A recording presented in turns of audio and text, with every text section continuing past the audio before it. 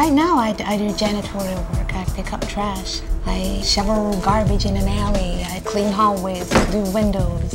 A lot of janitorial stuff, and it's bartered from my rent. Margaret Ferguson is a courageous woman who is college educated and always worked her whole life and will again, but for now and for the last 15 years, she has dedicated her life to making sure that her severely disabled child has a life.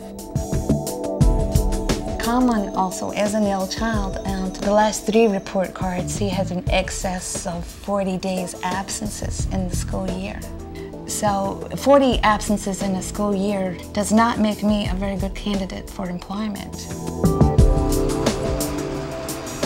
My job is to make sure that this child gets every chance because he has the capacity to contribute to society. Essentially, I was told that Conlon was a write-off. He was diagnosed as spastic quadriplegic.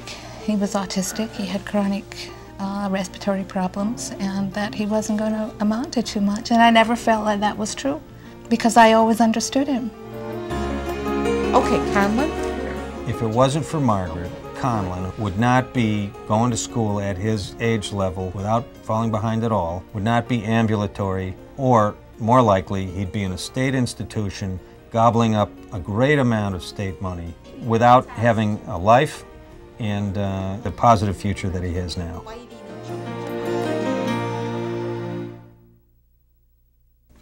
I received $212 a month as a TANF cash grant.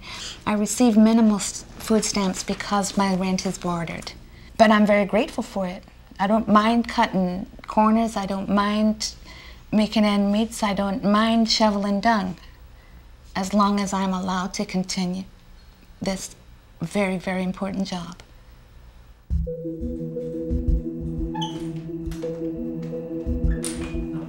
Margaret is one of a group of people who have received TANF for the whole time that it's been in effect and are about to run into the time limit. And when we start taking a close look at that part of our caseload, we realize that there's a bunch of people in there with varying circumstances who have excellent reasons why they haven't been able to go into the workforce. So we need to be able to adapt the program to not pull the rug out on them or punish them in an unfair and counterproductive way. If the legislation does not put this through again, we're again on very, very shaky ground. And I really don't know what's going to happen. I know that I have to keep a roof over my head. I know that I have to take care of this child, and I know my job is not finished, and I just would beg that you allow me to finish my job and people like me.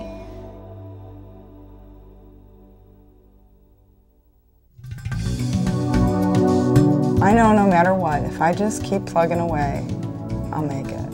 My kids are healthy, they're good kids, we love each other very much.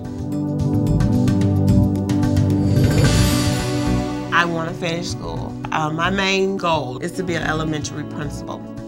We need to find ways to help people get a better job, get more pay, get the next job, move up the ladder, and get away from the system altogether. I hope for my children to all be happily married, to have a family, home, something of their own, and just be able to sustain life the way it should be.